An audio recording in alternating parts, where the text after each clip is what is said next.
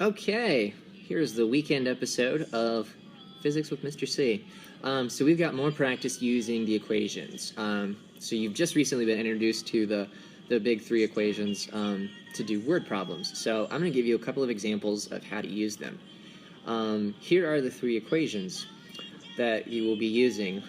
So if you have not written these down in your notes, pause the video right now and write this down. And then I'm going to go into an example. Okay, so what we got here is I'm going to drop a rock off of a cliff that's 20 meters high.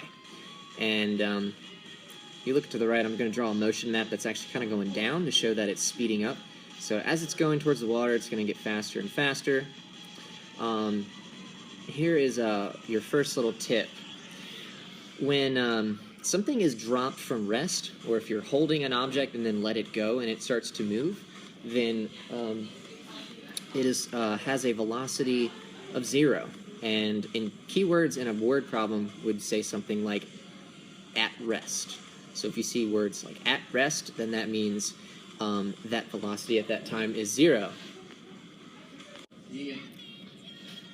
Okay, so we have a height of 20 meters, initial velocity of 0. Our acceleration is what we hopefully got to figure out from the lab, but if not, I will go ahead and tell you now. It is 9.8 meters per second per second. So it's accelerating at that rate. And the distance here that we have is 20 meters. Okay, so those are our given variables. Initial velocity of 0. We know the acceleration because it's falling through the air, and it's going to go 20 meters. So a question that I could ask is, tell me how long it's going to take. So that would be our time. Okay, so here we go. I am going to use that equation. Now, it's really long and gross, but with our situation here, it's going to simplify a lot. So we know a couple of those things already. We know x is 20. We know that, so x is 20. We know that v sub 0 is 0. And we know the acceleration is 9.8. Okay, so those are the things we know. And then we are going to solve this for t. So we're going to simplify this first. The initial velocity is 0. So that means this term here is going to be 0. Because 0 times t, even though we don't know what it is still going to be 0. Okay, so here we go. Let me get this erased. Okay, so what we got here is it's going to simplify. Because the initial position is where we start, and we can just say that's 0. It's going from 0 to 20 meters down. So I'm going to say that's 0. So this is our equation that we're going to get. And we want to solve this for t. Because we know x, we know a, and we can solve that for the only variable that's left. So here we go, 1/2 at squared. I'm going to solve this first for t before I plug numbers in. So that way I can save myself mistakes. So I won't make any dumb mistakes. So here we go.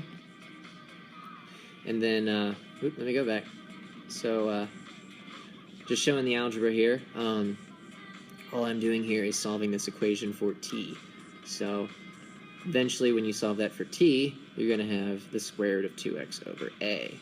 This is where I'm going to plug my numbers in. So x is 20 meters, a is 9.8 meters per second squared. So all we got to do is put that in our calculator and we will get our answer. So then our time is about 2 seconds. So it took about 2 seconds to fall that 20 meters. Alrighty, so there we go. There's one example. Here's another example. Here is our the last part of the lab that we were starting on Thursday, trying to figure out eventually how high we can jump on the moon. So the question here is, if you measured how high someone could jump, what is their velocity when they leave the ground? So we want this v sub 0. And as we know, when you jump off the ground, you're leaving at a very high velocity, and you're going to slow down and come to a stop at the highest point. So your v final at the highest point is going to be 0. That's going to help us simplify the equation, where we got our v final, and that's at the top of the jump, and that's 0 velocity, 0 meters per second. And then v sub 0, it's our initial velocity. That's what we want to find. Okay? So this is what we want to know. The acceleration, we know, of anything falling through the air is going to be 9.8 meters per second. Notice one little thing here. I put this negative in front of the 9.8. The reason I am doing that is because acceleration is pointing down where your initial velocity is up. So that acceleration is in the opposite direction of your velocity. So that means we will be slowing down. So here we go. X is our height that we measure. We know that our final velocity on the left there is 0. We know acceleration is 9.8. So I'm going to go ahead and plug all those numbers in and try to simplify it and then solve it for the initial. So this example here is for someone who could jump 1 meter high. So they can jump over a meter stick. This will be the problem that we'll do. So we want to find what initial velocity does someone need to have to jump 1 meter. So we solve that for v initial. That problem on the last slide, right here. So when we solve this right here for v initial, we are going to get that 4.43 meters per second. All right, so the question after that is, how high could they jump on the moon, where the acceleration is about 1/6 of the acceleration on Earth? So how high can we jump on the moon? Here we go. So the same idea here is we're going to use the same equation again, and we know that at the top of the jump it's 0 velocity. We know our initial velocity because we just found that, and our acceleration is going to be roughly 1/6 of 9.8. So we're going to plug all those numbers in, and then all we're doing is solving for x. Notice again I used this negative here, and that's because the initial velocity right there is in the upward direction and the acceleration is in the downward direction. So that means they will have to have the opposite sign. So when we plug all that in and solve for x, we're going to get this number, 5.99 meters. So that's roughly 6 meters.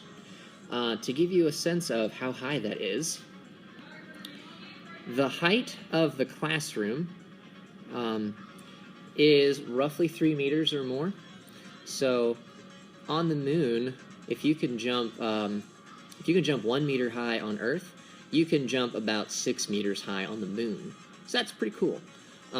So hopefully this gave you some tips and tricks and advice on how to do some of these word problems. All right, see you guys Monday.